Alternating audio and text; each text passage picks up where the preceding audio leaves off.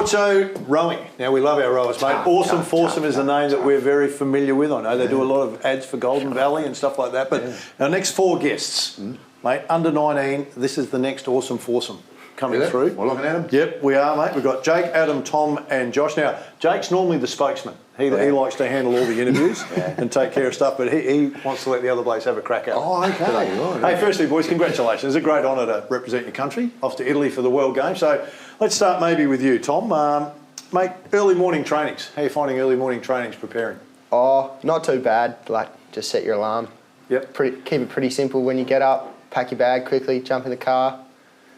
I live a long way of the way, though, so it's a bit of a trek and sometimes I need a little bit to wake up in the car. What's a long way away and what time do you start? What time do you get on the water? Trainings, we have to be there at 5:30.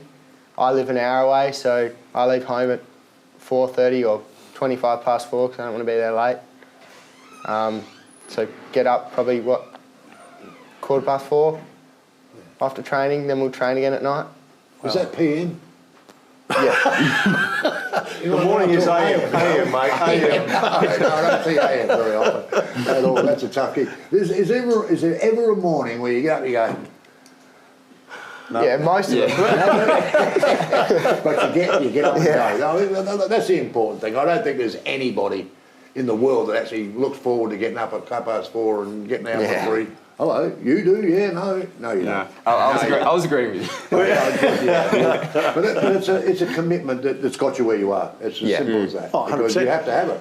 Otherwise, you don't make these teams. All right, let's ask you, Adam. 2 boys from Prince Alfred, mate, so they think they're the dominant group in there, mate. Got a couple from St Peters and one from Scotch. Well, one from St Peters, one from Scotch. Is it hard getting a good combination together? You know, you've rowed at different schools and now you've got to get together and be mates?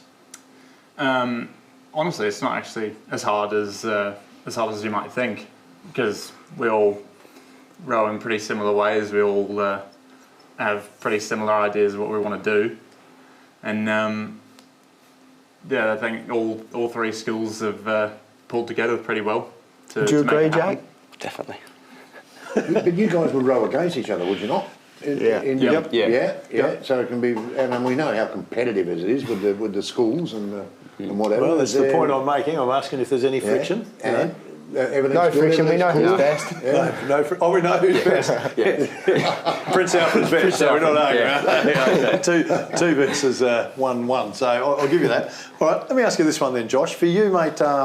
Early morning training. We clearly don't like that, but you've got to go to Canberra, and you've been in Canberra for some training.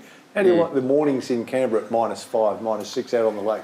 Well, pretty fresh, pretty foggy.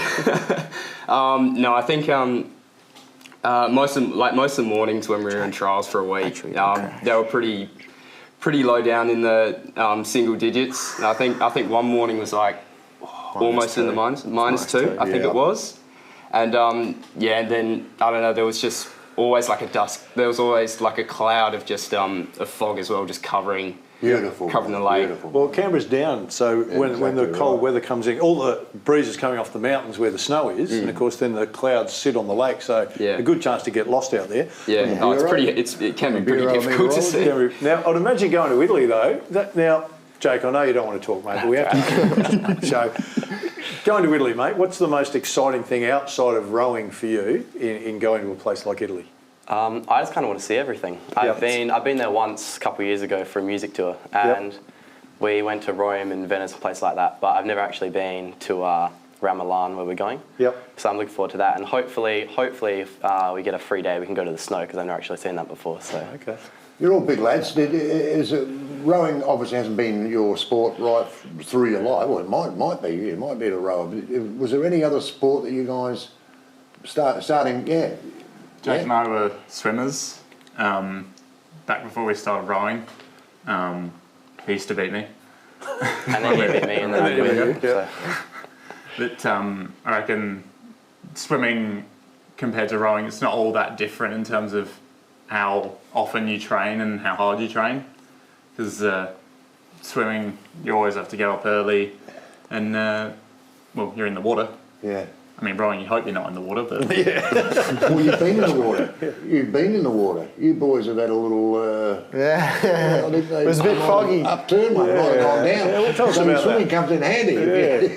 Tell us about being in the water, boys. What It was happened? a bit foggy that cold morning. Canberra didn't quite see a boat and went for a bit of a swim. That's the brief version, isn't it? Yeah. I think just the worst break. bit about There was a little hole. There was a little hole in the And you bow. guys, with other sports, did you play other sports?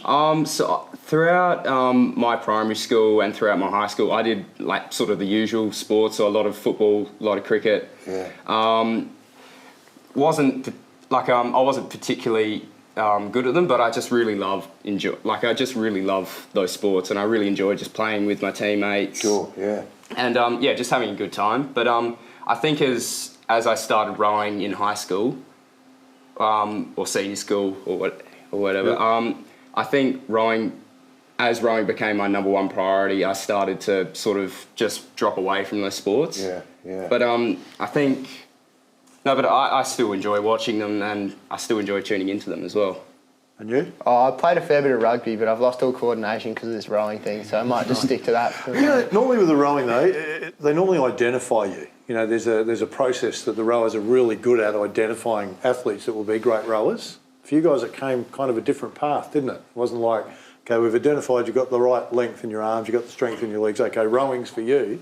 You guys have kind of gone across all other sports and then finished up with rowing. So it's a different path. In the boat, who decides where you sit in the boat? Ravo, coach. Ravo. Yeah, is he a good coach? What's your rating on Ravo? Oh, he gets a bit lippy sometimes. I think it's a bit lippy. Don't hold back. Takes a couple of pot shots every now and then. don't you? No, not me. Let's go through it. Your first reaction. Well, we'll start down the end with you, Jake. Your first reaction when you find out you've made the Australian rowing team. What was the first thing that shot into your mind? Can you remember? I was actually sitting in English class when we got the email, and I just remember saying to Miss Patton, "Oh, we've made the team," and then I think everyone just called everyone, and then pretty excited. So clearly paying attention in class, mate, because the email comes on your phone. So I sat there refreshing the emails for about 2 or 3 days because they said we'd get the email on Wednesday, and we didn't get it till Friday, so it was a long couple of days. But. And yours? well, my reaction, I guess, was just elation for being able to make the team a second time. Made the junior team last year in the 8. Yep. We didn't get to go anywhere. We were meant to go to Bulgaria. COVID gotcha. Yep. But couldn't go anywhere because of COVID. What's our form like, boys? Where are we sitting? Where are the Aussie team at the moment? Who you got to beat? Oh, well, Australia don't really send you unless they reckon you're going to make the A final, which is top 6. So pretty much we'll have a punt, see how far we can go. Yeah. We should be in the mix for having a crack at a couple of medals. And you leave very shortly, don't you? You're off. July is the tournament. Yeah. Oh, okay, yeah, cool. So 2019, when was the last time we sent a team? I'm getting the nod, yep, 2019. Yeah, I reckon that's about right. So, Yeah. So he's good for something, isn't he, the coach? Yeah, I reckon. You wait and start looking up in a minute. You said before you train in the morning, you train at night, and obviously there's some weights and other things thrown in, and we won't direct it at the coach. What? Just for the viewers, so they get an idea, how many times a week are you on the water? Normal week on the water? Yep. What's that? 6. 6? Yeah, 6 sessions a week on the water. So 6 sessions on the water. How many times in the gym on the weights? Usually, 5. 5? Three. Three? Well, 3 three, to 5? yeah, 3 on the 3 to weights, 5? yeah. All right. 3 on the weights, Is there 2 on any the day airs. off? Is there a day off at all? Every second week we get Sunday off. And you'd use that for recovery? Yeah. Something So like that. there's no Yeah. days. There's no days. Yeah, just do nothing. That's it. All right. Well, 25th to 31st of July, you 4 guys, I'm not putting Good luck, pressure boys. on you, but you're representing the country. Don't let us down. And make sure you're in the final, or we'll be getting the coach in and he'll be explaining how bad you were. No, great honour. It is a great honour. It'll be a fantastic Good luck, trip guys. for you. Hope you do well and we get the chance to get you back in and tell us how great you went. So appreciate you. I'm missing some class and coming in too. Yeah, I That was reckon. good of you. So, hey, It's not stay with ranky. us. Stay with us. The awesome foursome. Be back more in a moment.